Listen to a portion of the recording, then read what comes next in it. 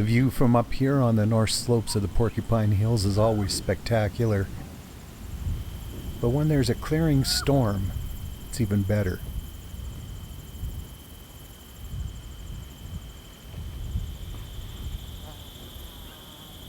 It was cool and a little bit damp, and the bugs were making all kinds of noise.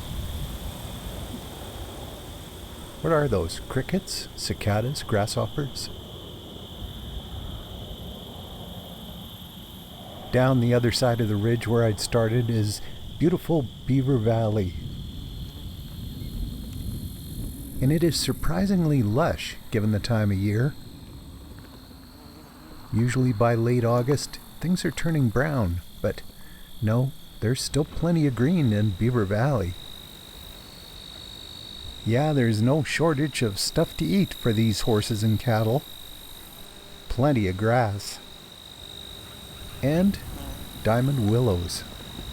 I love these things, especially these old dead ones that have been rubbed and polished by generations of itchy cattle.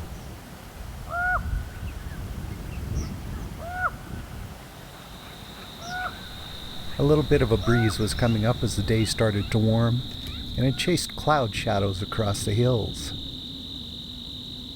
But that patchy light was gorgeous on all the golden fields and the green pastures. And the late summer wildflowers that are still blooming in pretty good profusion, like these goldenrods and fleabane. The cattle were having a pretty lazy day, though cattle usually have pretty lazy days. And it was a good day for young birds to get their wings under them, or over them. But this young Swainson's hawk still isn't quite sure about its wings. That's okay.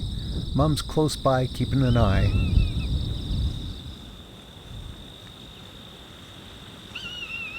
Though the skies had cleared pretty well from the storm the night before, by mid-afternoon, clouds were building up again.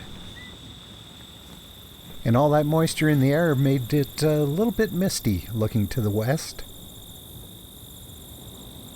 But that just added to the beauty of the Willow Creek Valley. And I can't believe how green it still is. I mean, it's almost September. The countryside here along Willow Creek still looks a lot like it did back in June. Where the two forks of the creek come together, the mist was getting silvery, and the clouds were starting to pile up on top of each other. That didn't stop the kestrels from hunting grasshoppers, or this osprey from bringing a fish back to its nest.